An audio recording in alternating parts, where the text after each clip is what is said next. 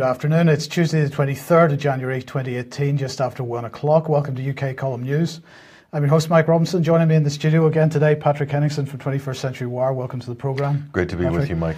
Now, we're going to get straight on with Davos. Davos has opened today. This is the World Economic Forum, of course. World leaders, Theresa May will be there. Quite a number of other people. Donald Trump will be there. Apparently, now that the US shutdown issue has been sorted out, we'll be talking about that in a minute. But as you can see there, these are the joint chairs of the meetings. We've got Christine Lagarde in the centre there. We've also got the Prime Minister of Norway there and a couple of others. They were giving a press conference this morning. And this is their message. Time is up for discrimination, Patrick, and abuse against women. This is from Erna Solberg, the Prime Minister of Norway, and Christine Lagarde, head of the IMF. Christine Lagarde, of course, a perfect example, role model for women. No corruption there whatsoever, and hasn't ever been investigated for money irregularities. No, we won't talk about the 400 million euro fraud case either, or any of the other investigations that she's managed to overcome in recent years. It's very impressive. Now, another item on the agenda that we're going to discuss now is fake news and the censorship around the whole fake news agenda.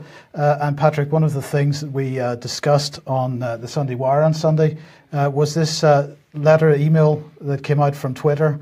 This one is addressed to dear Daniel McAdams. That's quite good, because I'm delighted to say we are joined today by Daniel McAdams, Executive Director from the Ron Paul Institute. Welcome to the programme, Daniel. Hello, gentlemen. Thank you for having me. So let's just run through this email that you received, and I believe a colleague of Patrick's received as well, from Twitter, saying, as part of our recent work to understand Russian-linked activities on Twitter during the 2016 US presidential election, we identified and suspended a number of accounts that were potentially connected to a propaganda effort by a Russian government-linked organisation known as the Internet Research Agency. And it goes on to say, basically, Daniel, that you or anybody else that may have retweeted information that was allegedly pushed out by accounts linked to the Internet Research Agency, that everybody that's done that is a fool. We've been sucked into something. And therefore, Twitter is going to act in your best interests and my best interests and Patrick's best interests to make sure that we never make such foolish mistakes again in the future. Or that we're not traumatized by touching a Russian account, even inadvertently, during the 2016 election cycle. Daniel, I was shocked to see this. This is the sort of thing that you see in sort of, films or literature or sort of fantasy fiction. To see this happening today in the United States, coming from a corporation that's so highly, with such a high profile as Twitter, frankly, I'm speechless, Daniel. Well, it's not only the high profile that concerns me. I mean, a private company can do what it wishes and has to suffer the consequences in the marketplace. But Twitter is in bed with government. Both Twitter and Facebook and the other social media, whenever they're called, they scamper up to Capitol Hill. They bow and scrape and say, yes, your masters, we'll do whatever you want. If Russian propaganda is a problem, we will eliminate it. So they are essentially in bed with government. And so when you get a notice like this, I think it has a very sinister edge. You can laugh at it, we can laugh it away, but I think it is rather sinister. You have been dabbling in Russia propaganda accounts, and you think, well, what's going to happen next? We already know how intimidated places like RT and Sputnik having to register as foreign agents, even though a lot of their news is better than the news we get in the U.S. So I find it has a very sinister edge, and it's very disturbing. And the other thing that I was kind of surprised about on this, the timing of this, Daniel, is also coming out the same time that this group called Hamilton 68, I'm sure you're familiar with them, led by Clint Watts and others, and these are some of the same people that seem to be connected with the Washington Post, prop or not, blacklist of internet websites, of which the Ron Paul Institute was named in this list of potential Russian propaganda partners or something like this. So it continues this kind of loose definition of what could be Russian influence, or the term they're using is Russian influence linked, which is even more wide in general than that. But so you've had experience with this sort of realm already now for over a year now. Yeah, what is their methodology? Where is their funding coming from? Who's behind it? How do they determine the Twitter sites that they follow as suspected Russian linked, or you've put it better than I do? They will never tell you. They want transparency for everyone but themselves, which is typical of an NGO. But I think we know that people like Bill Kristol are involved. I think Michael Chertoff are involved. These are neocon ideologues, and they have no qualm about using deception as they do throughout their careers. And this has nothing to do with protecting the American people against propaganda, which in and of itself is an authoritarian idea. It has to do with silencing opposition to U.S. foreign policy. Full stop. This is what it's all about. If you oppose the neocon interventionist foreign policy, if you oppose our endless wars, if you oppose our new endless occupation in Syria, it's not because you have a different view of what America is. It's because you're being paid to do the bidding, or you're a dupe of a foreign country. And it's a very, very chilling thing in America. And sad to say, a lot of Americans are going along with it. They're very excited. It gives them something to be excited about. The Russians are infiltrating our society. It's almost as if reality has become a reality TV show. Daniel, I'm sort of labeling this an attempt to reclaim the narrative, and there are lots of parallel strands to this, and this is another one. We were talking about Demos yesterday on this subject. Demos is one of the big British think tanks. I don't know what you would describe them as. I would call it a sort of progressive liberal and a neoliberal sort of internationalist think tank. Right, and so they have started this project now. It's called the Evolution of Expertise, and they say the project will investigate the causes and manifestations of declining trust and expertise in the digital age, and whether new models of trust could help to alleviate the situation or take its place, using digital research from our pioneering Centre of the Analysis of Social Media. Demos will capture the views of thousands of British citizens to identify what drives trust and mistrust online, and how this changes by age, education, and other demographic information. We will then test the findings on social media and see how well they reflect the spread of information through media networks online. Now, so in recent days we've had research which has shown that only 1 in 6 people now trust the BBC. And in fact, when the BBC has so-called experts on, there's even more distrust of the people that they have on, who are supposed to be representing expert views. So there's clearly, to my mind, Daniel, a bit of how do we describe it? It's almost they're almost. Well, they're particularly concerned about this, and it's hard to describe how I think feigning concern might be a better way of looking at it, but yeah. But what are your thoughts on every direction we look? There's another program to try to understand why people are reacting in the way they are to the news media that we're getting and the rhetoric from politicians. Well, I think two things about it that I would say. First of all, I think it actually is genuine concern. People no longer trust the mainstream media in the U.S. either. The alternative media sprang up, and people started listening to it a lot more. And so the people that are paid to give us our opinions, whether we like it or not, have been in a panic. And so they've tried to discredit independent media. They've tried to discredit alternative sources of information, and that didn't work either. So now they're taking off the gloves and they're using bare knuckles. And I think that has a lot to do with what this group and other groups are doing. The other thing that strikes me when you say this is there's got to be a lot of government money out there floating around waiting for think tanks to pick it up. We know that in the U.S., several $100 million were appropriated by U.S. Congress to fight Russian propaganda. How many millions of those have gone to places like Hamilton 68 and the German Marshall Fund, the Atlantic Council, and others to simply make things up about Russian influence? They have all the incentive in the world to make things up, really scary things, because that keeps the flow of cash coming through.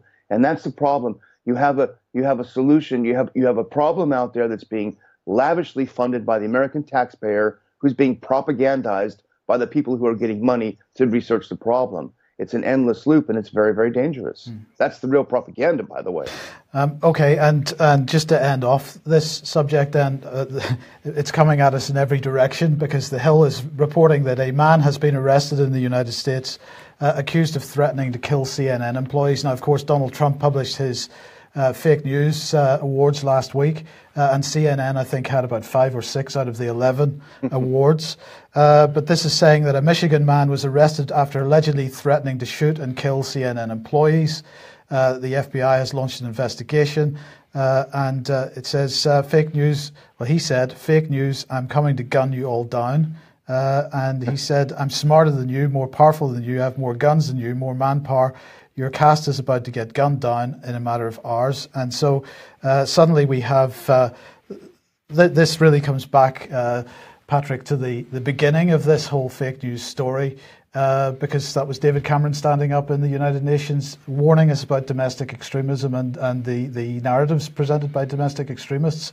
And here we now starting to see this as well as all the other rhetoric on this subject. Yeah, this talking point is all too convenient in the sense that ever since Donald Trump started calling out CNN, you see this sort of reactionary talking point coming from the media saying, "Oh, you hear this on every single chat show from Fareed Zakaria to Chuck Todd on Sunday morning. This is so dangerous to America's fourth estate that the president is being aggressive towards the press and calling them fake news. And this is a pillar of our democracy, and we must protect the fourth estate." And, it's kind of a laughable approach from the media, wanting people to feel sorry for it. But this story here with CNN reported by The Hill here is going to do just that. It's going to sort of raise a sort of level of sympathy for an organization like CNN, which is probably one of the biggest producers of fake news. But Daniel, do you see in America how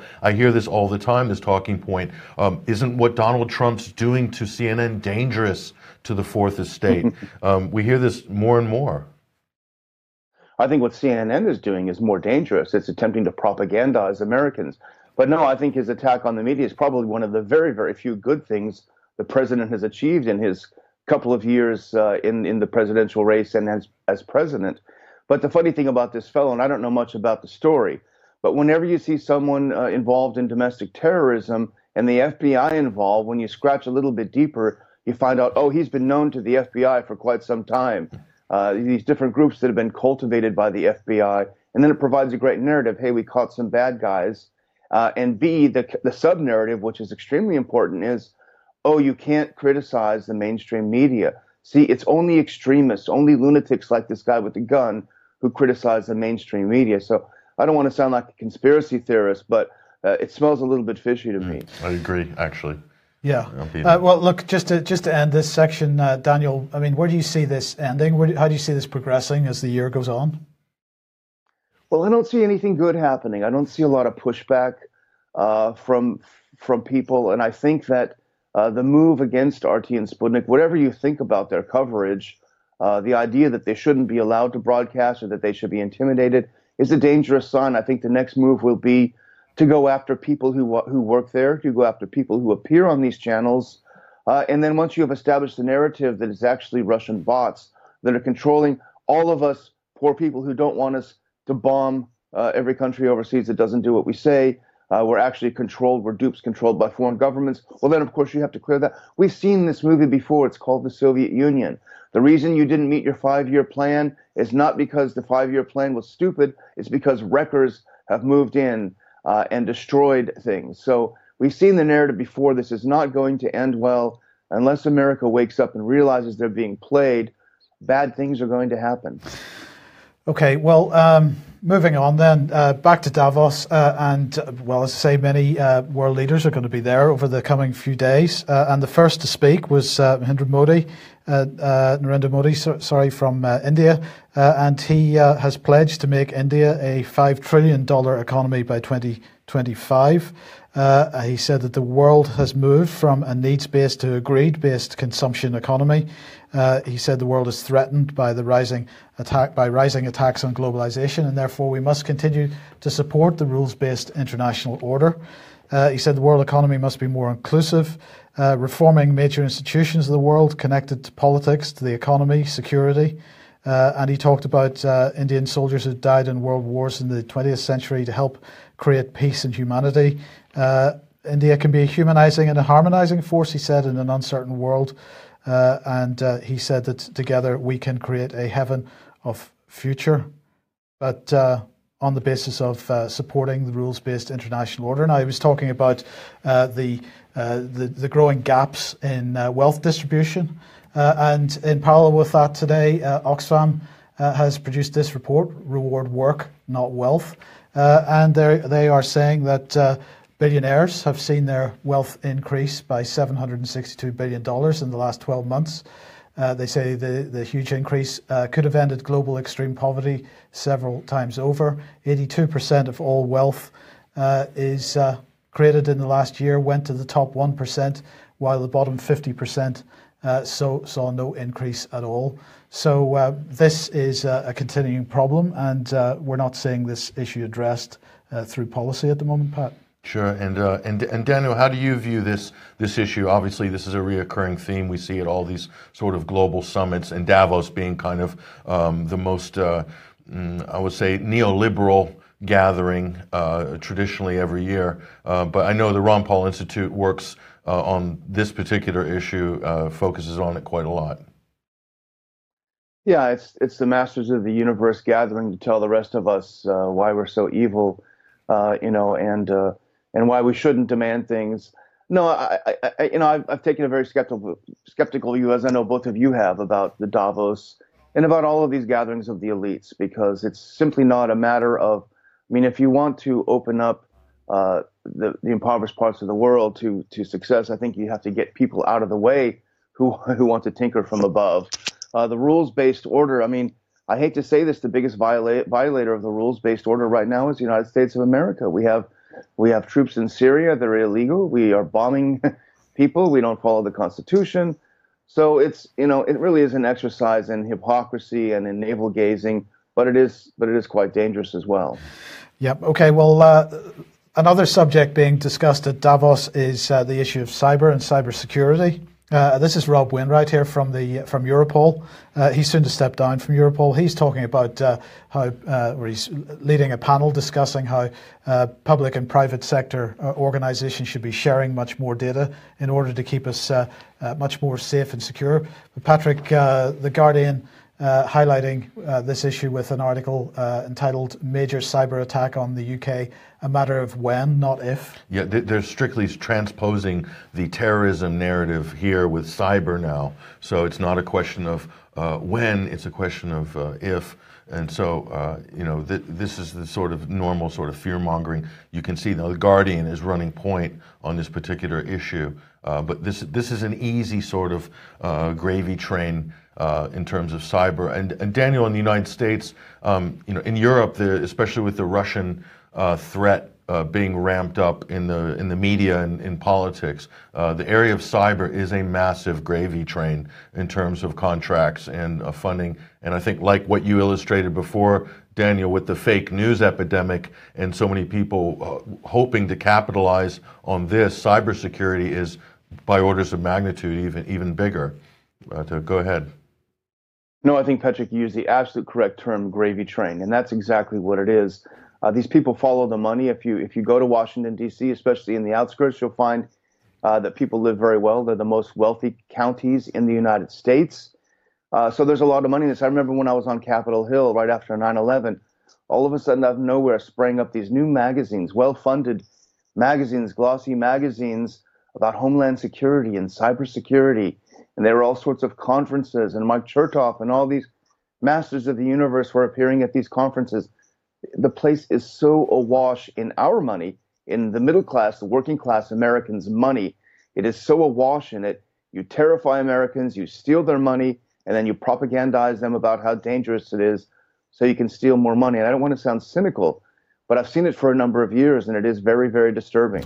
Well, I mean, that's exactly the same, mirrors exactly what goes on in Europe, because, of course, NATO based in Brussels, EU based in Brussels, and between them at various European Defence Agency conferences for the last 2 or 3 years, NATO conferences as well. Cybersecurity, absolutely the top of the agenda, is being presented as another fair strategy to bring in some cash. And endless amount of firewalls that you can build in this virtual world that you can justify by whatever the threat that you sort of illustrated as. So it is a bottomless pit in terms of money. Yeah. The other issue, just to finish on that, if I could have a second, is the nuclear posture review that President Trump will be releasing next month talks about the first use of a nuclear weapon if the U.S. is a victim of a cyber attack. Wow. So that really brings it into the realm of something even more sinister, I think. Absolutely. That is disturbing. The normalization, we'll talk about that on a future program, but this new normalization of nuclear weapons, I never thought I would see it in my lifetime, people talking about nuclear weapons as if they're sort of a possibility that should be put into the stratagem. We're hearing this more and more, this normalization. Yeah, absolutely. It's not something which is never to be used anymore. It seems to be more something which is actually in our arsenal to be used. Yeah, an option to retaliate against a cyber attack. Unbelievable. But to end off with Davos, then, Patrick, I think this is 2013 when you published this article. This was 2014, and I wrote this at the time, and I was just kind of having a kind of stream of conscious rant about Davos at the time. But I really pointed out then that the most disturbing aspect of Davos is it's become kind of like another Bilderberg meeting. In other words, this sort of an unofficial, off-campus, off-the-books sort of thing, and it's a little, I'll quote, a little disturbing how Davos, like Bilderberg, has become a venue for deals done by public and political officials completely outside of the democratic process. And lots of one-on-one meetings in hotel rooms, we're told, and that's all okay in the Davos bubble. And my concern is with Davos, and I'll throw this back to our guest, Daniel McAdams, is that these are public officials. These are people working in governments who are meeting outside of government, making deals, having one-on-one meetings, colluding with corporations. This is the new normal, I think, going forward, Daniel. And they're in lavish surroundings. They feel themselves to be much more important than they actually are, because as you point out, they should be answering to the rest of us who vote or do not vote for them. So they get put into a bubble, as you say. They're in lavish surroundings. They're meeting with very, very wealthy people, and they feel themselves to be masters of the universe. And so they're certainly very willing to make deals behind the scenes. And I think it is very dangerous. It's anti-democratic. It's certainly revolting to see these elected officials cavorting with billionaires and making rules for the rest of us poor working folks. It's the only place you can see Nikki Haley rubbing elbows with Bono. It's a great opportunity for a lot. Could have gone all morning without hearing her name. But I don't know if she's actually there this year, but anyway. Trump will be there on Friday. He was to be there on Friday, and then he wasn't to be there because of the close down in the States. But just before we come on to the close down, Patrick, this was Reuters reiterating what we said on the program yesterday, worried about the snow burying the venue and will people get there. And they said that when Trump comes on Friday, it's far from obvious whether he'll be able to use a fleet of large helicopters to land at Davos. Large helicopters increase the risk of avalanches. And I say bring on the helicopters and do a few laps. just to be safe. But anyway, the reason that Trump may not have been there on Friday, I believe he now will be, was because, of course, the budget was not approved. Yes. And this was probably, in terms of U.S. domestic politics, this is the biggest story of the week, is the government shutdown. But as I pointed out early on the week on RT, this has become a sort of a 6-month routine. Every 6 months, threats or talks of defunding the government or a government shutdown. And I think a last-minute deal has been made to sort of extend funding for a period of time with regards to the shutdown, but it's turned into a kind of partisan slugging match. It's even more partisan before, I think, now that there's a Republican president in the White House. But what does it amount to at the end of the day? The U.S. is technically bankrupt on paper anyway, so this government shutdown is really part and parcel of the process now in America. Daniel, how are you looking at this issue? Well, I think it's more farcical than partisan. The partisan issue, it's a term that's used, but on the real big issues, and this is a weekly column from Dr. Paul points this out, the two parties agree essentially on everything. They agree on the warfare state, the welfare state. They agree on endless spending. They agree that deficits don't matter. They agree that the Federal Reserve should continue propping up big corporations at the expense of the rest of us. They agree on the big things, but they love to bicker about the inconsequential things, the small things, the things that try to delineate themselves from each other, where in fact it's a complete farce. When I first went to Capitol Hill in the early 2000s, we actually did an amazing thing called the appropriations process, where the different committees got together and they hashed out how they were going to fund government. By the time I left in 2012, that was all completely gone. It was the chairman, it was the speakers that they got together in back rooms. There was no more hashing of things out. The representatives are totally inconsequential. They don't matter. The power is all concentrated in the leadership. These things are all foregone conclusions. And the whole idea of a shutdown is a farce. And one of the best examples is the first thing you see when there is a shutdown is anything that an American who pays taxes may actually want to use. That'll have a big sign on it saying, this is shut down. You can't walk into this park. You can't park in this parking lot because of the shutdown. It's a complete joke. Okay. Well, look, I think we'll end that section of news there. Daniel, thank you very much for joining us today. It's been a real pleasure. I hope we can have you on again at some other time. Thank you very much. Thanks, Daniel. Thank you. Okay, Patrick, let's move on then to UK and defence. Well, Russia is the biggest threat to the UK since the Cold War, says British Army Chief. Yes. Well, this again, The Guardian, running point on the warmongering here. So what was shocking to me about the coverage by The Guardian on this is you have people giving commentary on this. They're not challenging what he's saying at all, which is normally what the press or what the media are meant to do. But in this case, nothing at all. So almost like kind of playing softball along with this completely outrageous rhetoric coming here from General Sir Nick Clark. So, Carter. So, look at the background of this image, Mike. Where is this event taking place? Well, that's right, because what is actually going on here? Well, of course he is. And the question is it ever justifiable to use this type of rhetoric in order to call for more funding for the military? We have been calling at the UK column for more funding for the military because it's been defunded for reasons we've discussed involving EU military unification and so on. But he is using this rhetoric to call for more funding for the military. This is coming from Russia. Look at this image. And look at this image. A Russian long-range bomber in the background there. But nothing about Russia in the headline. So this is subliminal advertising by the Royal Services Institute. Dare I say, this is propaganda coming from Russia. So this is Ewan Lawson, and it's about defence spending. It's entitled "Thinking About Home: The National Security Capabilities Review and UK Defence." And he says the new National Security Capabilities Review might engage the public in thinking about its role in protecting the UK, in contrast to perceiving the military as primarily for going far away to fight foreign wars.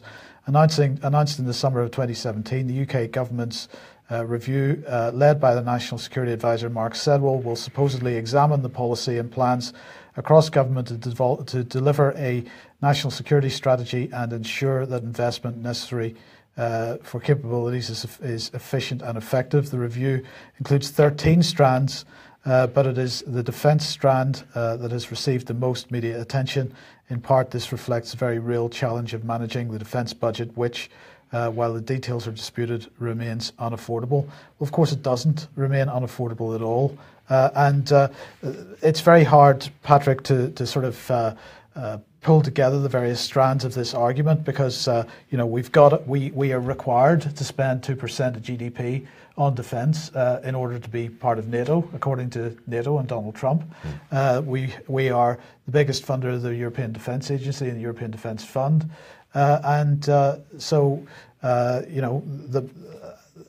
the end of the day, government is making decisions about where it spends its money, but a shortage of money is not the reason for the lack of defence funding. as we've said many, many times before, the reason for a lack of defence funding is in order to normalise Britain's defence capability with the rest of Europe for integration purposes. Sure. It's the concept of interoperability, which you've talked about many times in this program. So in other words, paring down the British Royal Air Force or building up the Navy. So Britain has certain jobs that it will fulfill in an integrated European collective defense structure. So, but what the biggest thing is, Britain, the UK is, for all intents and purposes, is not under threat of invasion from any country or attack from Russia. It's just not going to happen. So what are they really talking about? What is Nick Carter talking about? What is he doing other than lobbying to the lucrative defense contracting industry? And by doing that, by all of these people doing this, politicians as well will guarantee themselves jobs on the board of the Carlyle Group, CEO positions at Raytheon, at Boeing, or whatever the company is, BAE Systems. So this is part of the sort of overall military-industrial bandwagon that has become so fashionable to be able to jump through the revolving doors of politics or the military into corporate life and to net some great fortunes in the process. And to do that, you need to ramp up an existential threat. And right now, today, yesterday it was ISIS. Today, it's Russia. Well, the Los Angeles Times headline saying that U.S. national obsession with Russia is preventing sane debate. Well, that headline actually could equally apply to the United Kingdom as well. It is a national obsession. It has become a national obsession. It's being driven by Theresa May, the likes of Matthew Rycroft as well, while he was UN Security Council permanent representative. This is something which has now entered the daily mainstream media narrative, and hugely dangerous, and hugely unwarranted. Well, what's interesting about this article in the LA Times is a real liberal bastion, obviously in California, progressive liberal central there. So, but this is one of the first times you'll see a mainstream media outlet giving at least the headline of saying that this is a national obsession with Russia. If you read down through the article, they go through the normal canards like Russia hacked the 2016 election, so they're not willing to let go of some of those talking points. But in terms of that story, we've been saying what an unhealthy obsession this is for now over a year, or years, in fact.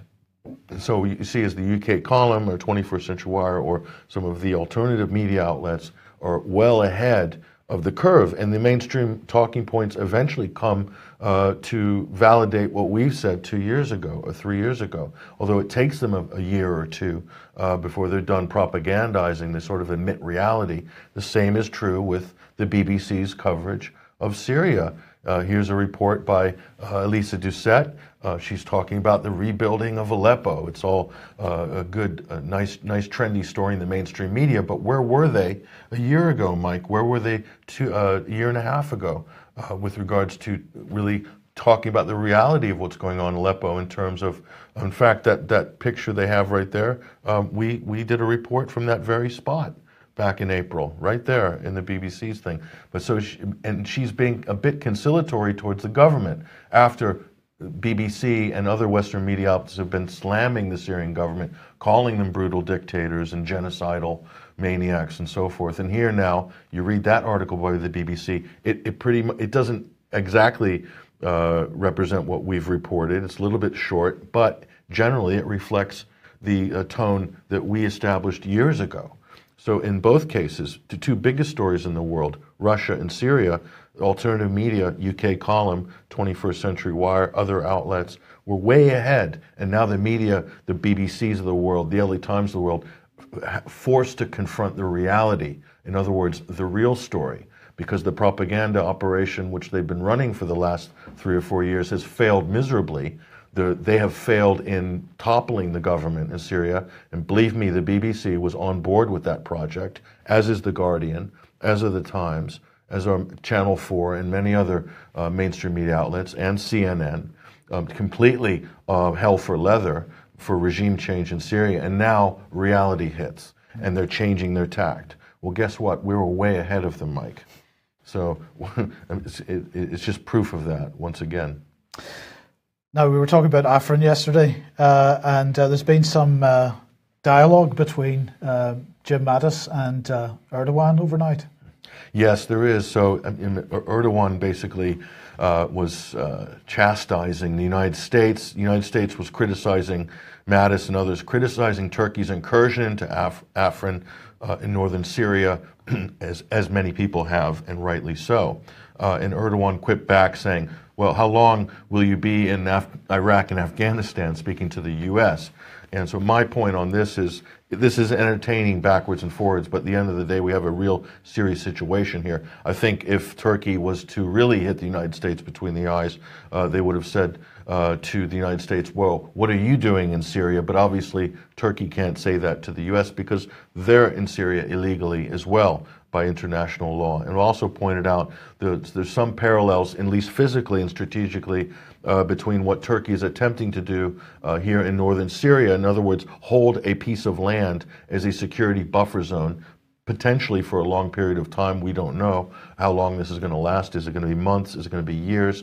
In the case of Israel, managed to do this, take advantage of the war in Lebanon in the 1980s in order to hold a piece of South Lebanon as a security buffer zone for over 15 years. It ended badly in the end for Israel, but they used the same exact justification that South Lebanese militia, Hezbollah, were terrorists when they weren't. In this case, Turkey is accusing the Kurdish militias in Afrin of being YPG terrorists and so forth, and that's justifying their incursion, attack, and potentially an occupation. We don't know yet. Let's hope not. Yesterday, Mahmoud Abbas, who's head of the Palestinian Authority, was in the EU. Of course, he was meeting EU Foreign Minister, however she describes herself, that's what she is, Federica Mogherini. And he was asking the EU to swiftly recognise Palestine, the state of Palestine, with East Jerusalem as its capital. He was there the same day that Mike Pence was in Israel, speaking to the Knesset. And he was saying to the Knesset that the US was going to move its Israel from Tel Aviv to Jerusalem by the end of 2019. But the question is whether the EU is going to recognise Palestine as a state and recognise East Jerusalem as its capital. The recognition of Palestine wasn't going to disrupt the resumption of negotiations, is what he said. And he said it would encourage the Palestinian people to keep hoping for peace and wait until peace is brought about. And he said that the Europeans had agreed with them about the issue of Jerusalem. They understand it, but they have not made a decision about the recognition yet because it needs another meeting. What's your thoughts on this? Well, what's significant if you bring back that picture? To me, this is a stalemate. That's going to be a stalemate for a long period of time. Not good, obviously, for the Palestinians. This is okay for Israel because they're quite happy to go along with this sort of apartheid setup. But what's important here, Mike, is look who's opposite of Mahmoud Abbas. Yeah. That is Federica Mogherini, a high representative of the European Commission. And so she is flexing her muscles, or in fact the EU is flexing its muscle in terms of international diplomacy. And so the big critique is that Europe doesn't have a security strategy, even though they've published them over the years. But this is one indication of what needs to be done for Europe to be a player internationally, perhaps moving closer to the UN Security Council, at least symbolically, but playing a major role in major international affairs, like the Iran nuclear deal, like the Palestinian question as well. And so, like it or not, this is exactly what the EU is doing, Mike, is asserting itself, and successfully, I might add, in a couple of occasions in terms of rebuffing Trump's threat to submarine the Iran nuclear deal, and also challenging Netanyahu a couple of months ago, which Mogherini did, and that was just unthinkable that anybody from Brussels could do something like that a couple of years ago. So people need to take notice of Brussels is asserting itself. Yes, exactly. Today is the Economic and Financial Affairs Council Well, who is at that? Well, various finance ministers from the country, from various member states are there, of course. They're discussing further development of economic and monetary union, amongst other things. But Philip Hammond was there on his way to Davos. So let's have a quick look at what he said. I'm here today to carry on our discussions about international tax and many other important issues. We're still full members of the European Union, and we're going to carry on taking a full part in all the discussions. And of course I will take the opportunity to meet with colleagues to build on the momentum that we generated in December with the agreement on the completion of Phase 1 discussions and the process to begin Phase 2 discussions about Brexit. You'll be travelling down to Davos. Does that continue down there? Discussions in terms of future relations, trade deals and so on? Yes, of course, there'll be lots of people at Davos, and the message we'll be taking is that Britain's open for business. We're keen to discuss with partners, both European and further afield, about our future relationships and Britain's role in the global economy, and in particular, London's role in the global financial economy. So he began by talking about international tax. That is indeed on the agenda. The European Union this morning lifted 8 countries, amongst them South Korea, Panama, UAE, Tunisia, Mongolia, Macau, Grenada, Barbados, removed from the blacklist of countries that engage in dodgy tax procedures, practices. So they have now been brought back into the fold, as it were. These countries apparently have sorted out their offshore tax governance problems following publication of the Panama Papers. And so 9 jurisdictions remain on the blacklist. That's American Samoa, Bahrain, Guam, Marshall Islands, Namibia, Palau, St. Lucia, Samoa, Trinidad and Tobago. So those are the countries that are still on the blacklist. But Patrick, it is what we said. This is the continuing moves to establish global rules on tax, bringing tax into the rules-based international order and centrally managed. Not only that, but levying global tax as well. That's something that is not out of the imagination of this conversation. I think an international tax for an international fund, we're not sure exactly what that fund would be used to administer, but I see this framework, Mike, as a prelude to some sort of international tax obligation. And again, it is going to be the EU that drives that, Patrick, because on the agenda here again was the business of economic monetary union. We know that banking union is well down the road at the moment. Treasury and a tax system, this is coming. And the EU is unique, Mike, in its ability to enforce governance, because it doesn't do it through a carrot and stick approach. It does it through a carrot approach, which is access to the European Union, which is the largest, most lucrative common market in the world right now. So that's an amazing carrot to be dangling there. In return, they want good governance from affiliates and partners, not just for future member states, Mike, but for anybody that wants to do business or to get into the common market. So this is how they're able to spread governance or to normalize procedures across streamlined procedures internationally with what Europe is doing. So this is like the Borg in Star Trek. Basically, you either, what was that saying in Star Trek? They either we're going to assimilate everybody. Assimilate or die and die off in some corner of the galaxy. So it is a powerful system, Mike.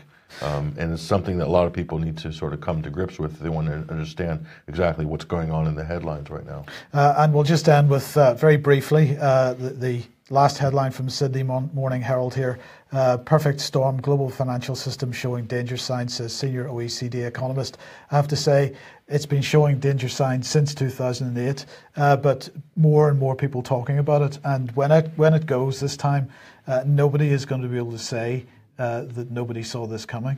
And you see these warnings every few months, every year. It's almost like we've become used to seeing headlines like this. But this report, I think, is really interesting because it does point out that there's been a number of emergency measures in terms of credit, and also points out that a lot of big corporations have been quietly accessing really obscure, cheap credit markets.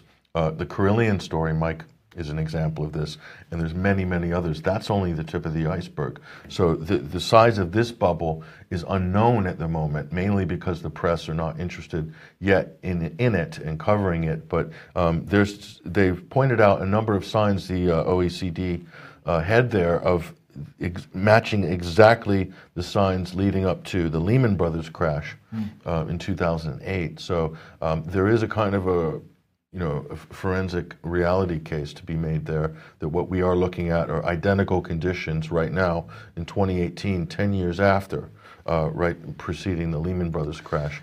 So there's a major difference this time round, though, and that is this: in 2007, 2008, the financial crash was affecting financial organizations, big banks, and so on, and the idea of too big to fail. This time, as we mentioned last week when we were talking about Carillion, what we're seeing is the rise of the zombie company. And these are corporations in the real economy, corporations providing real products, real services, which are carrying levels of debt to the point where their annual income is not sufficient to meet their debt obligations. This means that when this one goes, this isn't just going to be national governments and international agreements to try to save the banking industry. This is going to take a large part of the productive economy with it, and this makes it much more dangerous. And there's going to be calls for bailouts, and the government will be asked, the British government, the US government, Brussels, France, Germany will be asked to bail out these corporations. Yeah, but they don't have anything to bail them out with. So this is where we're at.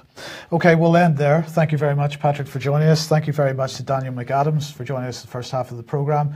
Thank you for joining us as well, and we will be back at the usual time, 1 p.m. tomorrow. We'll see you then. Bye-bye.